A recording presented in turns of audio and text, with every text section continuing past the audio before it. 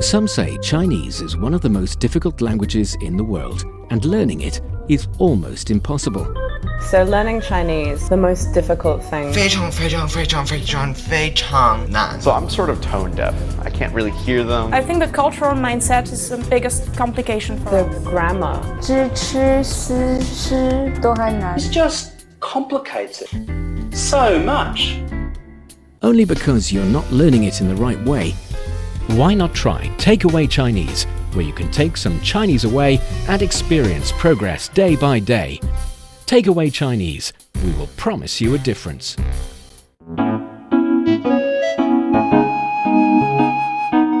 你好，欢迎收听随行汉语 Welcome to Takeaway Chinese. I'm Niu Hongli. Join me today, the handsome and hilarious Carl Benjaminson. Hi, Carl. Hello. How are you? 你好吗？不太好。 Not too great today, to be honest. 是生病了吗？一点去看医生了吗？不是 So you don't need to see a doctor, or you didn't go see a doctor? Both. I'm just sick enough to want to complain about being sick, but not sick enough to actually do anything about getting better. Oh, that's the perfect degree of sickness. I love that stage. Exactly, because you can get sympathy for being sick, but you're not actually feeling too terrible. Exactly. You complain about it, but you don't have to go through all the trouble doing something about it. But let's say if you do have to do something about it. Actually, in the previous episode, we've already talked about the necessary procedure, the 挂号 process, get registration ticket and everything when you go visit a doctor. And in today's episode, we are going to discuss some necessary phrase and expressions about a follow-up check in the hospital. So, for our dear listeners, if you're interested in Chinese culture and you want to get to grips with the Chinese language, then this is the show for you. Stick with us for 30 minutes a day and you soon see the rewards. And for more fun Chinese learning, follow our Facebook page, CRI Learn Chinese, to watch many fun videos and live streams. But now, let's provide you with some free Chinese for takeaway. 医生，我来复查，检查结果都挺好的，换个药就可以了。这种药应该怎么吃呢？一天吃3次，每次2粒，饭前吃。 That seems like a nice, short, manageable conversation with a lot of words that we've covered before in different episodes. Yes, and actually we designed this conversation not solely for the purpose of learning some hospital, disease, treatment, doctor-related expressions, but also we include a little bit more measure words than before, because we figured at this stage we can start learning some measure words, even though they can be a little bit headache, you know, related to the topic, giving you headaches, but they can also be very, very useful, and they serve the purpose a lot more than just to talk about how many of what kind of stuff is there. They can describe and can also deliver another, well, layer of information. So we're going to do that a little bit later after we take the conversation line by line and explain. So for this first sentence, 医生，我来复查。 Doctor, I'm here for my follow-up checkup. So 医生 is doctor, and we also have another way to say doctor. We do, and what would that be? 大夫. 大夫. I think in ancient China, you can also, there's another pronunciation of 大夫, that'll be 大夫. 大夫 is actually a title of an official. But, well, nowadays we don't say that anymore, and we only pronounce it as 大夫, even though the character itself still remain the pronunciation 大. But we say 大夫, and 大夫is just a little tiny bit more colloquial than 医生. 医生 is a little bit more formal. That's why you might have noticed, blanked out when you asked me what that word was, because I'm so used to using 医生, because I think it's just a little bit more common. Yes, so 医生, doctor, 医生, 我来复查. 我来 is I am here, or I came here for a purpose, and the purpose here is 复查. So to have a follow-up checkup. Yes, 复 carries the meaning of again. And 查 is 检查, check. So 复查 suggests that it's not your first time here. So it's a follow-up So you checkup. come back to check up how things are going, basically. Yes. 检查结果都挺好的，换个药就可以了。 The results look very good. We just need to change your medication.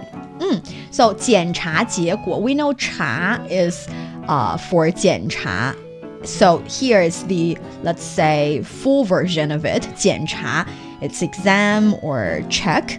结果 result 都挺好的. So 都 like all or completely. 挺好的 is very good or extremely good. Or really good. The thing about the word you use to describe good, the level of good, we have 非常 very, 很 very, and 挺 and 太. I don't really think there is a rank of that. So I don't think a lot is a lot more than very, or there's no rank of that. It's just a level, and it suggests it's a little bit more than the average. But in Chinese, you don't really find, let's say, very would be, well, or 非常 would be 90%, 很 would be 70%, and 挺 would be 60%. We don't have that. See, that's a surprise to me because I've always been taught that like 挺 was, yeah, it's all right. 很 is very, and 非常 is like extremely. So they are sort of they carry the sense, but it's not very strict. Yeah, it's not set in stone Exactly. the degree to which they mean something. Yeah, you cannot find a degree or a percentage, but you have a general feeling. And it also depends on which group of people you're talking to. So maybe in this group we have a set feeling that, for example, 太 would be extremely.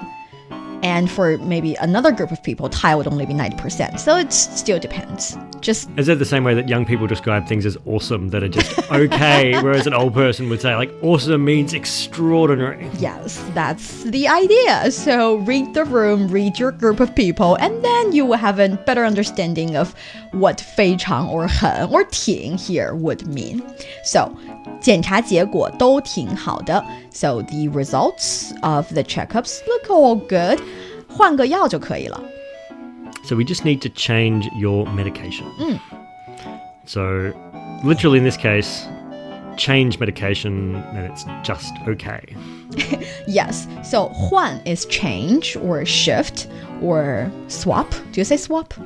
You could say swap, but I just usually change. Change, is yes. the best word. Because it's actually for different scenarios. If you say 换药, 换药 is a word in itself, and it can mean both things. One is you have, let's say, a certain combo of medication that you're taking.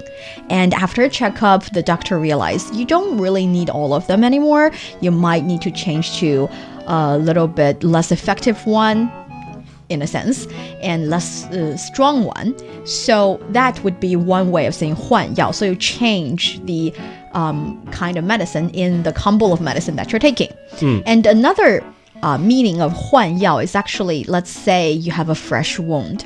You want to change the dressing of it. So that is also 换药.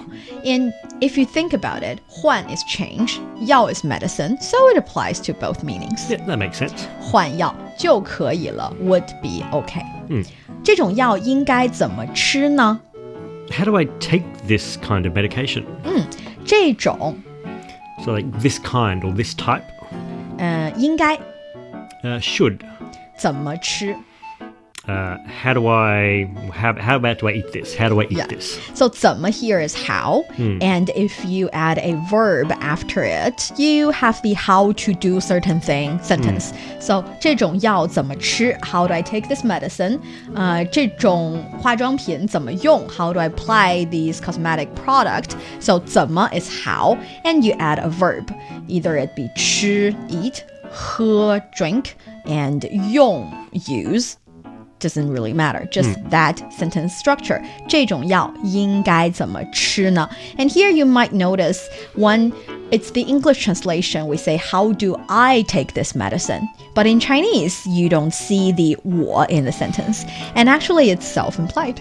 And it's just an interesting thing that you notice sometimes about Chinese sentences. There is no subject, which is can be a little bit confusing sometimes. It can take a bit of getting used to.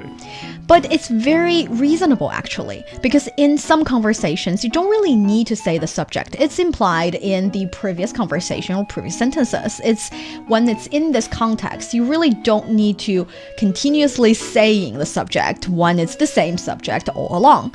And in other cases, if you think about it, when it comes to taking a certain kind of medicine, it does not really matter who's taking it. So 你怎么吃和我怎么吃是一样的。Because no matter whether it's you or me, we're both taking it the same way. Exactly. So it makes a lot of sense not having the subject in the sentence. So sometimes it is just the case that you only talk about the object when the subject does not matter that much. So in this sentence, 这种药 this medicine 应该 should be 怎么吃呢 taken which way, how to take it.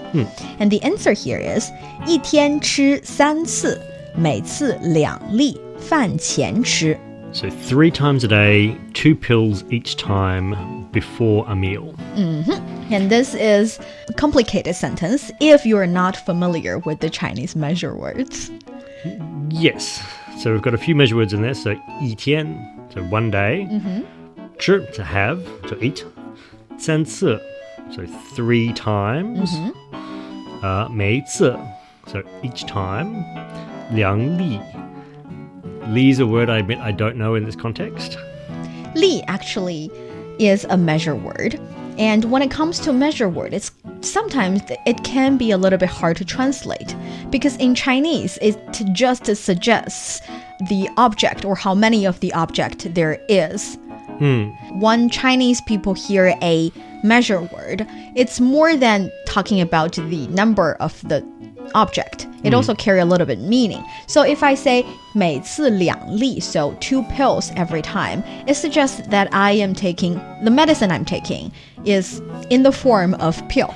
Okay, yeah. If I say 每次2包, 2 bags every time, they might be the kind of medicine you take, you dissolve it in water. Yeah, so it's different. So it also tells you the, let's say, shape and a little bit more information about the things you're describing. So li is the measure word you use for a little pill-like object. So we say 2粒药, 2 pills of, medicine, or 2粒米. So 2 grains of rice. Yes, 2 little, I don't even know how to say that. Little particles of something. Little particles of it, yes. Or if I say 2粒葡萄. 葡萄 is grape. So 2 grapes. How do you say 2 grapes in English? Can you say 2 grapes? 2 grapes suggests 2 particles of grapes? Yes. What about 2串葡萄? No, you wouldn't say 2 chunks of grapes. You don't? No. Then what if I want you to buy some grape back and you ask me how much do you or how many do you want? And I want you to buy 2 strings or 2 chunks of grapes. You don't do that. No, you don't do that. See, Chinese can be very explicit. We can do that. We can describe things in different shapes in different ways. And we are going to introduce some basic measure words in China in the second half of the show. They can be a little bit confusing, but if you master that, you can convey a lot more information in shorter and shorter sentences. Exactly. So, 一天吃3次, 3 times a day, 每次2粒, 2 pills every time, 饭前吃. So take before a meal. What about take after a meal? 饭后吃. 饭后吃. Or 睡前吃. Take with water. No? With water would be 喝水服用, but 睡前, 睡 sleep, so take it before going to sleep. 起床吃. Take just after getting up. Exactly. So you can see that you put the time reference in front of the verb 吃 to describe when do you want this action to happen. So that's the conversation. Do you have any questions? I think that's all pretty straightforward. Great. So do you want to be the doctor or the patient? Seeing as I'm a bit sick today, I will be the patient. Okay, I'll be the doctor. Cool. 医生，我来复查。检查结果都挺好的，换个药就可以了。这种药应该怎么吃呢？一天吃3次，每次2粒饭前吃。You're listening to Takeaway Chinese with myself, Niu Honglin, and Carl. We would love to hear from you. Send us your thoughts via email to learnchinese@cri.com.cn. Coming up next, let's talk about some common Chinese measure words. Don't go away, so you will take some Chinese away. Welcome back to Takeaway Chinese. I'm Niu Honglin, joined by Carl. So, measure words. These are the keyword of today, or keywords of today. Actually, one of the most 麻烦 things about learning Chinese is the measure words. And some people even say the measure words are killing me. That's when I stopped learning Chinese. They are too complicated, and I just want to know how to say the thing itself. I don't care what the word you put in front of the thing and to say how many of them are there. But actually, measure word can be very important and informative in some occasions. And if you're asking how many of these things are there in Chinese, most often you need the measure word. For example, a lot of people refer to our live streams as classes as well, courses. So if you want to ask how many classes do you have today, how do you say that? How many classes do you have today? So, 今天, so today, 今天你有记课吗? That would not work. No. You need the measure word in front of 课, the object. And the measure word here would be 节. 节. So the correct sentence would be 今天你有几节课? Today you have how many measure word for that object? 课. See, that sounds a bit weird to me, I have to say, because jie usually means like festival. So how many festival classes do you have today? They're not festival classes, they're just regular classes. They're just classes. And so just to make it a little bit more complicated, Chinese measure words are often reused for other things as well. Yes, that's true. And let's do this step by step. The very first step of doing or learning measure word is to have a default one, to have one that can use for basically everything without people getting confused. You may not avoid people laughing at you if you're using it wrong, but people will understand. 个. That measure word is 个. It's the one that looks a little bit like an umbrella, and it's just the most convenient one if you can't remember either the more correct or more proper measure word is. Yes, for example, 一个苹果. So one apple. 一个梨. One pear. 一个桃子. 桃子是什么? Peach. Peach, okay. One peach. 一个桃子. But I can't really say 一个笔. One pen. One pen. When it comes to pen, you want to say 一支笔. So 支 in this case is a measure word for what? A stick-like thing.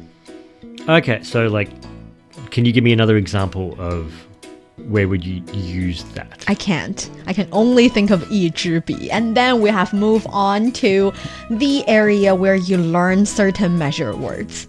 Yep. And I'll give you guys a goal. If you are already really good at this, when we're discussing different measure words, you can try to write down or type in the measure words that you can recall with the object in it. For example, I've already mentioned 一支笔, that's one pen.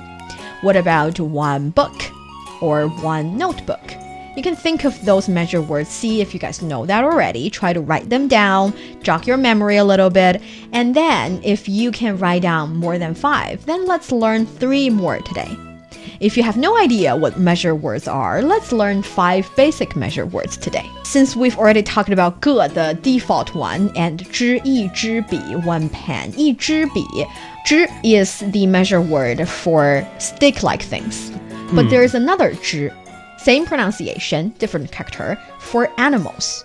So, if I say 一只猫, so one cat. One cat. Sadly, for dog, there's another measure word, so I cannot really use that that example. What's the measure word for dog then? 一条狗. 一条. I have no idea why. Okay, that's totally throwing me. 一条狗. One long thin dog. One long dog. And you are using it correctly because 条 is the measure word you use for long things. So I can say 一条鱼. 鱼是什么? Fish. Fish. So you can have long fish and long dogs, but you don't have long cats. 一条猫. The internet, No, 一条猫 the does not internet work. meme would say otherwise, but apparently in Chinese you can't have a long cat. You don't normally have long cats. And I think for some people, you can say 一只狗 as well. It's just not as educated as 一条狗for some reason. So it's not quite as fancy, but it gets your message across. Yes, so you use 只 for animal. You use another 只 but same pronunciation for pen. And we mentioned 几节课, so the festival class. 几节课, now that's the 3 already. And also we have 一张纸. 张, so 一张纸, so like one piece of paper. One piece of paper. And that 张 is like a long, or not long, flat stuff. 张 is for flat and thin stuff. So things like paper or tables. 一张桌子. What's another example of something? Something that we don't use a lot or very often nowadays. Have you ever heard of 一张 CD? Oh, like one CD. One CD, one flat, very flat CD, 一张 CD. Okay, so 知 we have that. 条 we have 条. And 节 is 一节课. And 张 a piece of paper, a flat thin paper. I will throw in another really common one is 位. So 位. for people, it's a counter for people, and it's a very polite one. Yes, 一位. This is interesting because at the very beginning, we use 位 to suggest all people.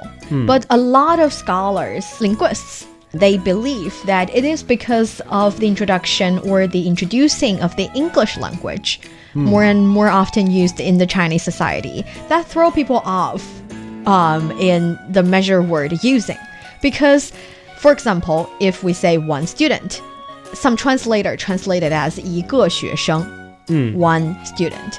And when it comes to one teacher or one professor, the translator automatically translated to 一位老师 or 一位教授 to suggest the level of respect. And that is when people started to use 位 when they want to be a little bit more polite. So is that why it's used, for example, in restaurants? So if they're asking how many people you want to sit at a restaurant, they'll say 几位. 几位, how many people? Yes, 几位. 辆 is the measure word for vehicles. And it's more like for individual vehicles. We can say 一辆车. So like one car. One car, or 一辆自行车. So one bicycle. One bicycle. Or 一辆摩托车. So one motorbike. Not Yes, motorbike. yes, Motorbike. motorbike. But you cannot really say 一辆火车. So you can't say it's one train. Would you Because if you think about train, you have what is the first carriage of a train? The head of a like train. the driver's carriage, you might say. The driver's carriage, yes. And then you have a slew of little carriages, one after one. So it's not exactly one vehicle.